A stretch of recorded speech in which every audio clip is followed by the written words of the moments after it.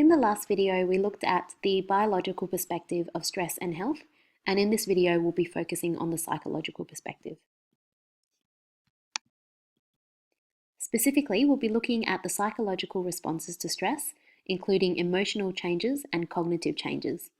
When we're focusing on the cognitive changes, we'll be looking at a transactional model of stress and coping. So how can you understand stress as a transaction? And this is based on the work of Lazarus and Folkman. By the end of this lesson, you'll be able to identify cognitive, emotional, and behavioral changes that occur in response to stress, and identify the key processes of Lazarus and Folkman's transactional model to stress, and also apply this model to different situations.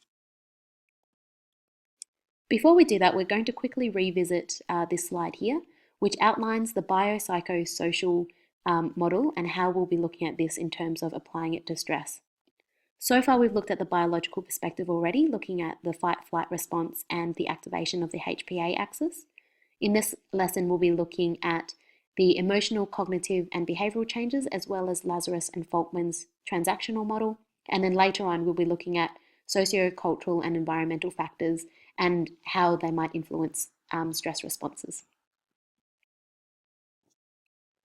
So when we're looking at these psychological responses, that can be categorized into two key changes, emotional and cognitive.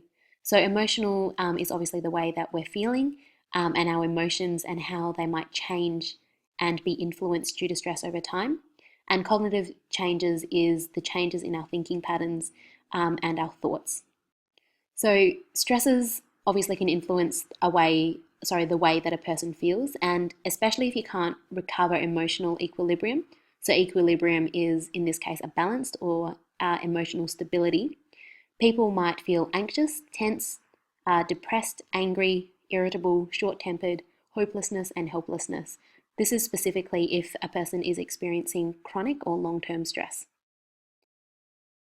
Cognitive changes can influence a person's mental abilities, such as their perceptions of their circumstances and their environment. So someone who is experiencing chronic stress might have difficulties in concentrating, making clear decisions, and they might be more forgetful. They might also experience something called catastrophizing, which is the tendency for a person's thinking patterns to go to the worst case scenario. They might also have impairments in problem solving and decision making. There are many different determinants that can affect if a person will react to a stressor and if they will react with a stress response. So things such as prior experience with the stressor and the stress response. So if you've had previous experience with this particular stressor and have been able to cope and manage, then potentially when you encounter a specific stressor again, you might not have the same level of stress response.